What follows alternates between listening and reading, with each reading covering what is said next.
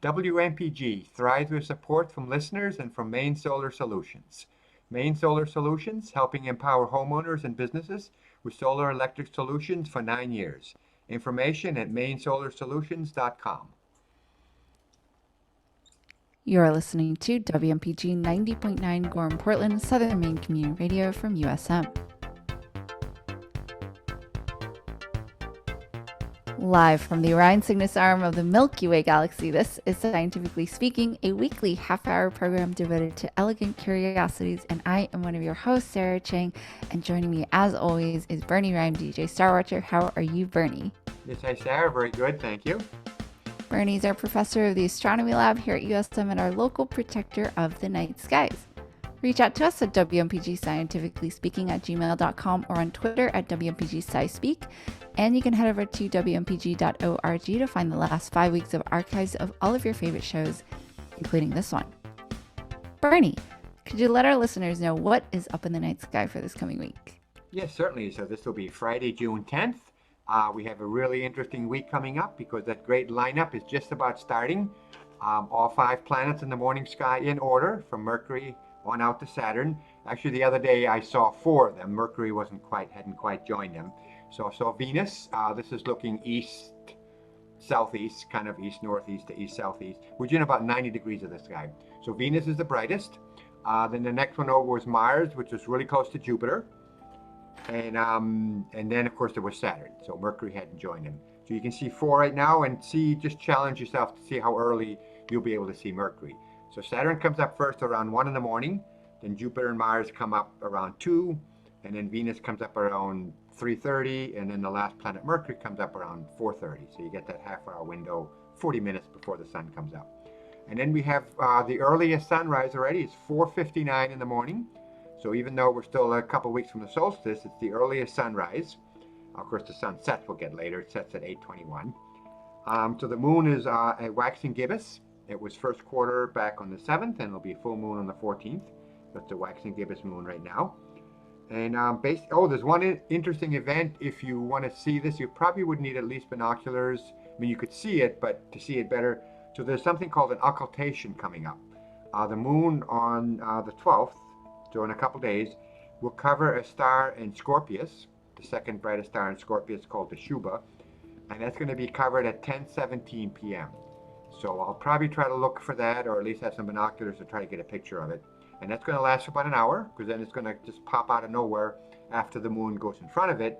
So it takes an hour for that to happen, because the moon moves its own width every hour, which is a half a degree of the sky.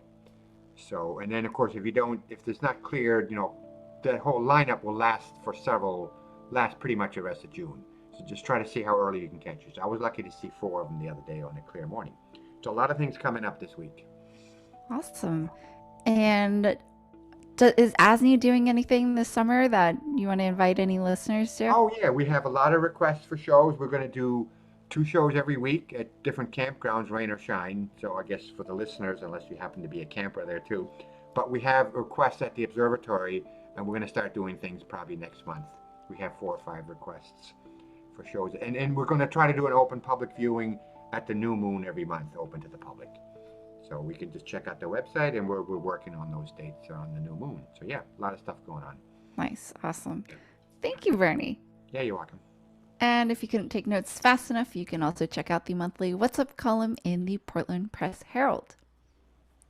So for today's show, we have joining us our esteemed former host and producer of Radio Astronomy, Seth Lockman. Yay! Welcome back. Thank you. It is good to be back. So Seth is the Director of Communications at Blue Shift Aerospace. You're a NASA Space Ambassador. What else do I need to add after that?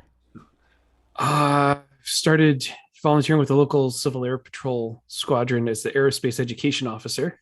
More aero than space, but we still have a good time. Nice. And we last saw you on our show after Blue Shift's big launch of January 2021. What else have you guys been up to over at Blue Shift? Well, since Maine's first commercial rocket launch. We kind of assessed the rocket, which was almost completely reusable, except for we had these kind of tines at the bottom of the rocket. So it went up. It was a prototype rocket. So this is a small, relatively small thing, and it split off just like a model rocket, like a 600-pound model rocket, and it came down on a tether. And so you had the engine first, and then the payload bay up kind of above that, but it was all suspended from a single parachute. And so the engine touched down first, a little bit hard. So it had this ring of tines that was kind of meant to deform and absorb that energy. And it turns out there's a word for this. NASA defines litho braking as mechanically dissipating kinetic energy by interacting with the surface of a celestial body. Now the FAA calls this crashing. NASA calls it litho braking. So basically we crashed, right? And so, but in a controlled way. So this metal thing, the tines deformed. It kind of looked like someone had eaten a salad with a plastic fork, like really aggressively. And so that part did what it was supposed to do. But otherwise the rocket was totally reusable, as intended. And so we had this totally nominal flight, totally reusable rocket. And then we didn't reuse it because it was like, okay, what are we going to learn? we need to move forward aggressively because this is new space, and now it's stored in a museum. Right. Well, we did. It's hanging now in our lobby, which is crazy. I love that. Yeah. Yeah, and someone put lights on it now, so it glows. It's great. So since that time, we've been working on an engine that was about 10 times more powerful than the Stardust prototype engine, and much bigger, 4 times the diameter. And we did one test in March of this year. It was a low power kind of ignition sequence test. And we hope that at some point in the next couple of weeks, we'll be able to publicly communicate another, higher power test. And so that we'll be able to stream that. YouTube is our big, that's awesome. our big platform. Is that, is it a test just kind of stationary, or is it a launch? Yeah, so it's a static fire test. Okay. I like to say we won't be launching anything on purpose, but no, seriously, the engineering team is very good. The rocket engine won't be going anywhere. It's going to be translating all of its force, or I don't know if translating is the right word. Sorry, engineers. But all of that force is going to be going into a bunch of load sensors so that we can figure out what kind of thrusts the engine is generating. Although at this point, the main focus is going to be on, can we get this large of a hybrid rocket engine to be, operating in a stable way. Sorry, I realize I'm derailing things here, but hybrid rocket engine, you've got a solid fuel and then a liquid oxidizer, and in the presence of an ignition source, they will, mix and combust energetically and produce thrust. So you have this throttle ability from the liquid oxidizer, which you can have a valve or a pump or something, and you have terrific energy density in the fuel, but then the fuel as it burns, right, the engine is literally just changing shape as it operates. So you have all these kind of stability issues, particularly as the engines get larger. And so that's kind of what we're trying to iron out in these early low power tests of this full scale engine. The first one went better than expected, but we still have a ways to go before we're really optimizing for flight. And that's the cycle, Yeah. That's awesome. When you guys do launch again, to test the launch capability of this new engine, will you also be having a package of Stroop waffles on that flight? I don't know. I certainly hope so. We want to have some sort of zero gravity indicator, that's just a lot of fun to watch. And we've got a couple of interesting ideas floating around that will literally be floating around if all goes well. And so that's basically that's all in the works. So the first full scale launch should be sometime next year, and that'll be another big step. It's awesome. Yeah. I every time I purchase some of them, I think of the launch. Well, they're such a perfect in-flight snack. It really shouldn't are. matter what you're flying in. airplane, rocket ship, whatever, stroopwafel. Exactly. Perfect. Well, thank you for the update, Seth. And thank you so much for joining us today on our show where we are talking about, I think you actually named our show for us. I called it like the water cycles of planets, but that's not actually accurate. I think you called it the hydrologic cycles of our planets or something like that. But again, it still includes water. Technically, neither are correct. But today, listeners, we are going to take you through a journey of our solar system to understand the types of precipitation that occur on our star and our fellow planets. So that's what we're going to talk about today. Star? Yes, the sun. What? How? What? We'll see. Let's start there, though. Yeah. So, what? Well, actually, let's define a little bit. What exactly do we mean by precipitation or rain? Like, is that a specific kind of water thing, or could it be raining anything? I guess it could rain just about anything depending on your range of temperature. So precipitation is a part of the hydrologic cycle. So the best title I could come up with was Hydrologic-Like cycles. I don't know if there's a more general term for like any sort of better. fluid. Yeah, maybe I just didn't read your comments. Come on. No. So condensation is this part of that cycle where a vapor or a gas changes into a liquid. So in our case here on Earth, usually that's water vapor turning into rain, or clouds, right? Accumulating as clouds. So that would be condensation. Oh, sorry. And then precipitation is when it falls. So that would be the rain. Right. Which is interesting. Like, if I threw a bucket of water out, that's not considered rain. That's just being mean.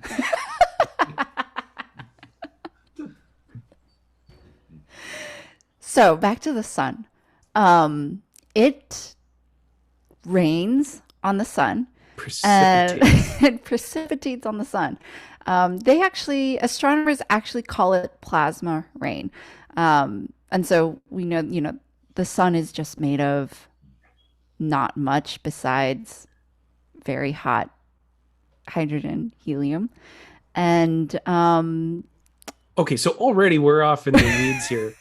Because is plasma even a fluid?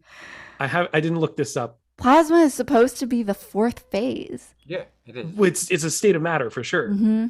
Yeah. But plasma itself. Good question. I don't know. Good fundamental question.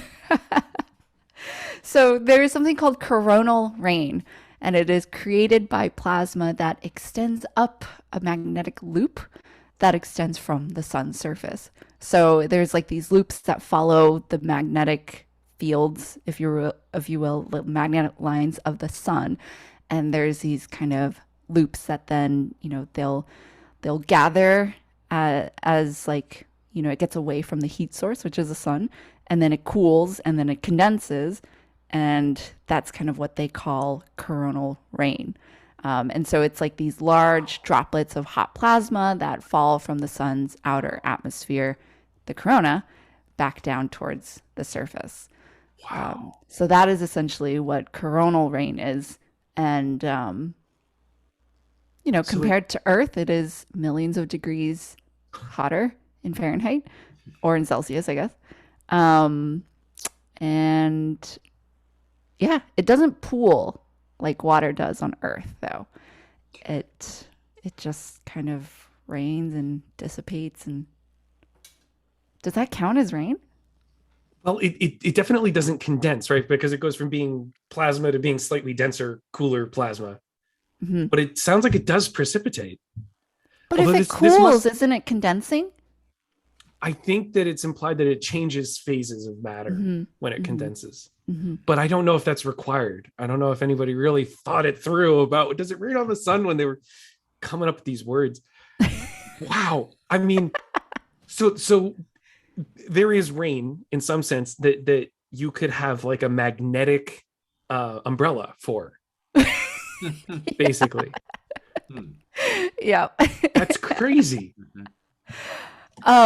What's interesting about this finding though is it's not really just understanding kind of precipitation on the sun.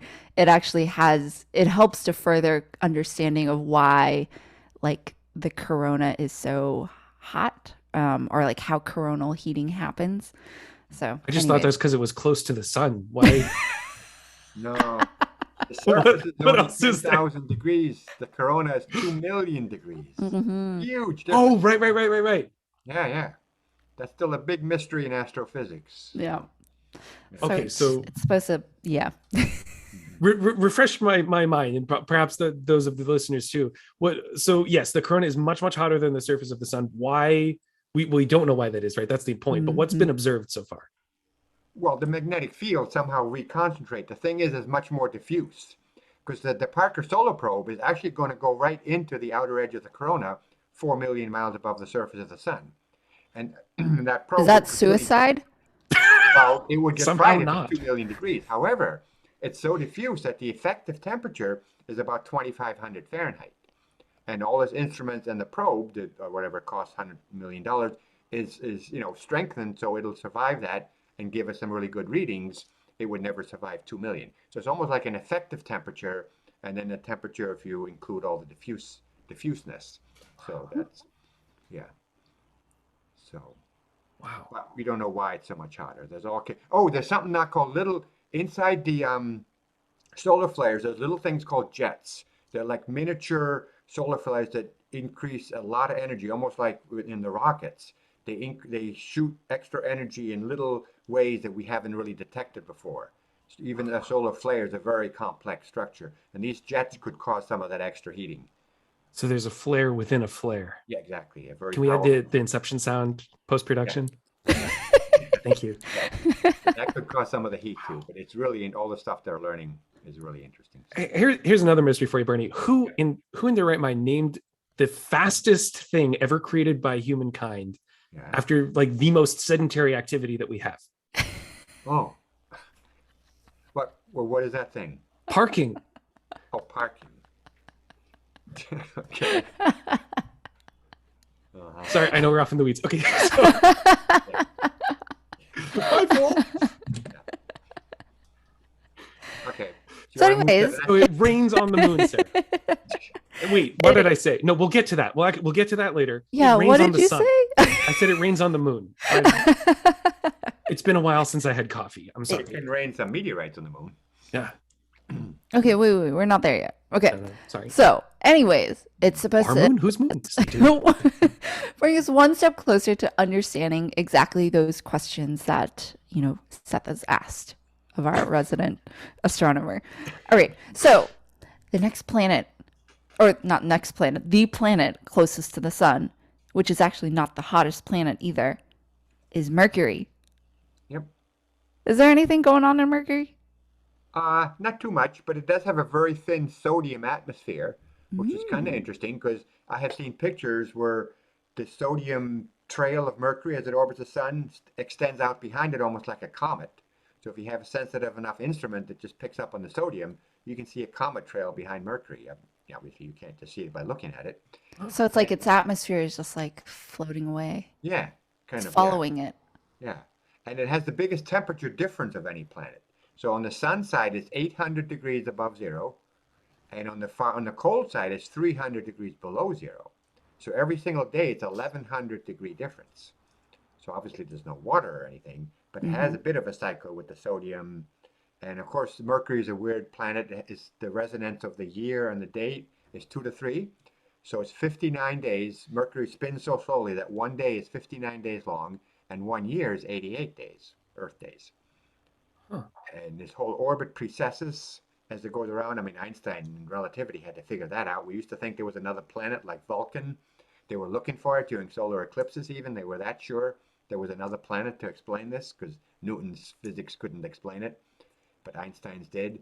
So it's a really neat place. In any case, I mean, obviously there's no really hydrologic cycle, but it has some sodium and a very thin atmosphere, and it's just too much of a difference. The gravitational field is too strong. It can't hold on to any moons. Venus doesn't have any moons either. So where does that sodium come from? Does it just sublimate right off the rocks, like in the solar wind? Yeah, you're probably right. Right into the solar wind, which is the same reason a comet sublimates and forms a tail when it gets anywhere near the sun, even out to Pluto distance. Well, there you go. Sublimation is one part of the hydrologic cycle. Yes. Yeah. Right, you can explain that, Seth. That's interesting. I have never thought of like where that would come from. But okay, does our atmosphere trail off?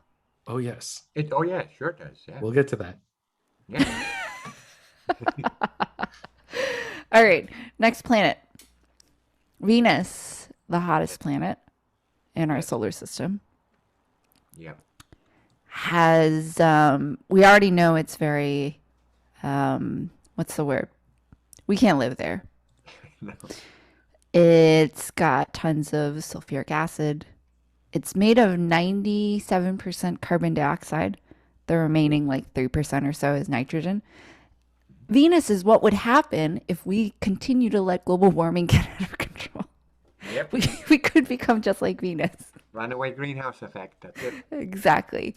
Venus's atmosphere is full of sulfuric acid clouds.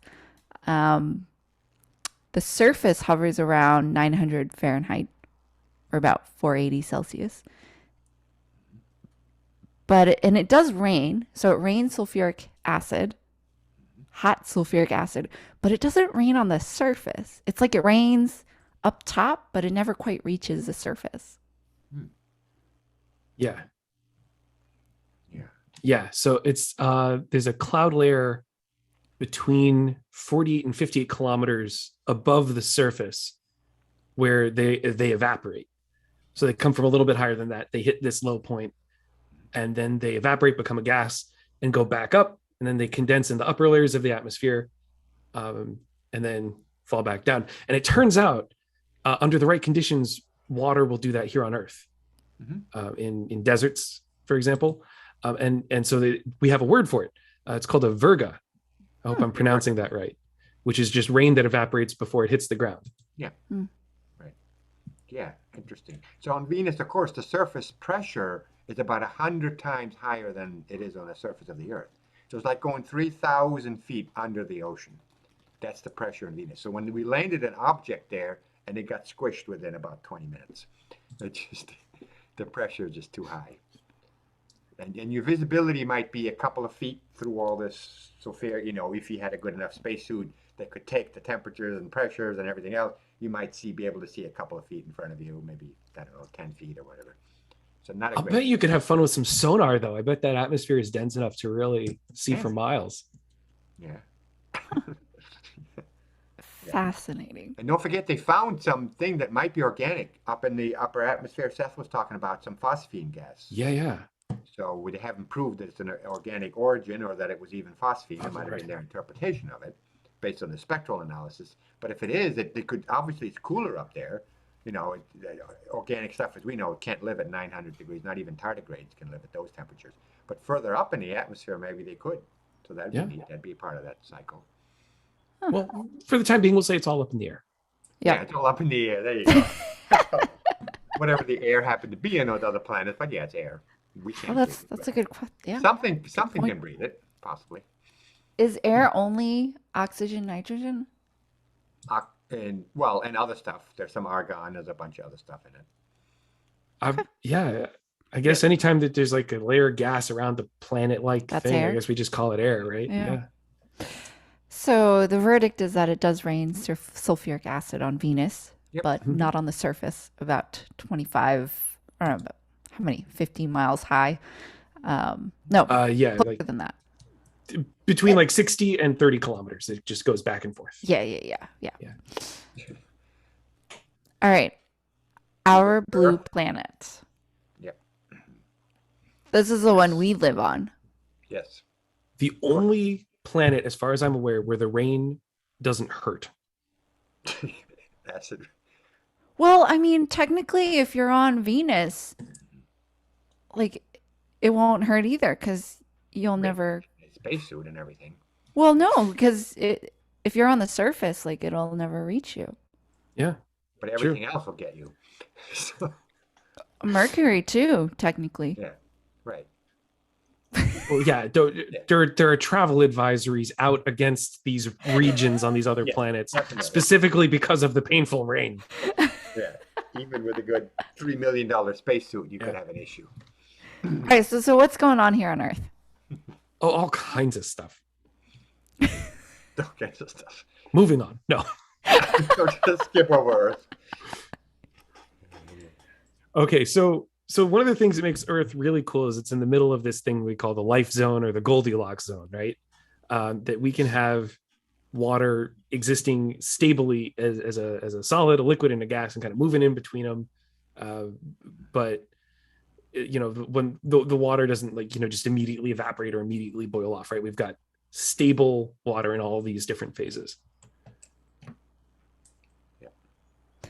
Stability is.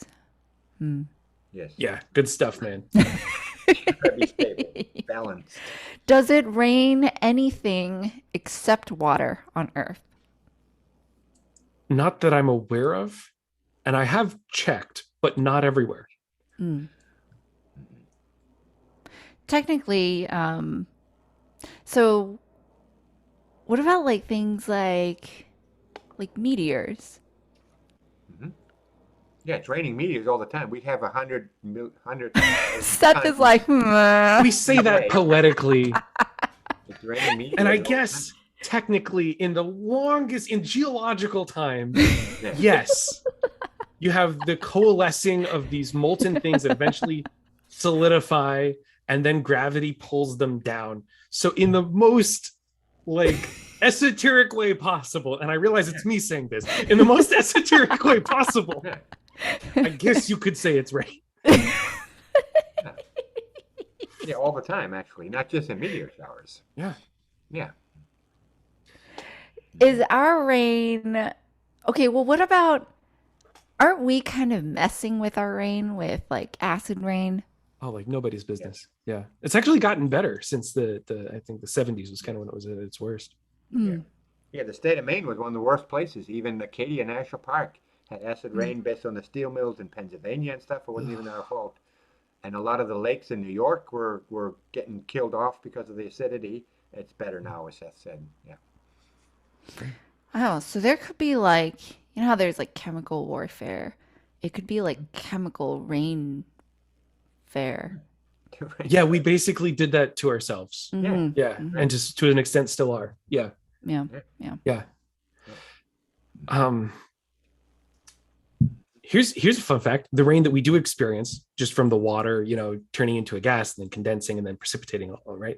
So that water originally rode in on comets. Maybe that's what you're getting at earlier, Sarah, that these icy asteroids, or we'll call them comets, right? There were a couple periods of heavy bombardment early on in Earth's history. And so we had these comets that were coming in, smashing into the Earth, and those were very violent events, but the ice didn't, not all of it achieved escape velocity in these these collisions. So it's stuck around. And so that's where our water comes from. That's where our oceans come from, is all of these dirty snowballs crashing into us billions of years ago. So if you want to go see a comet, maybe you missed Neowise, maybe you missed Pan-STARRS, it's okay. Go to the beach. Yeah, there's water. That's what's left of it. Just a nice ocean. I love that we're ending part 1 of the show on that note of positivity. Stay tuned next week for part 2 of our journey through the solar system and the weather systems of our planet. You have been listening to Scientifically Speaking here on WMPG with myself, Bernie, and Seth. Stay tuned for Something for the Weekend with Anella, and from your favorite nerds, just a reminder to vaccinate, to mitigate, and then we can all congregate.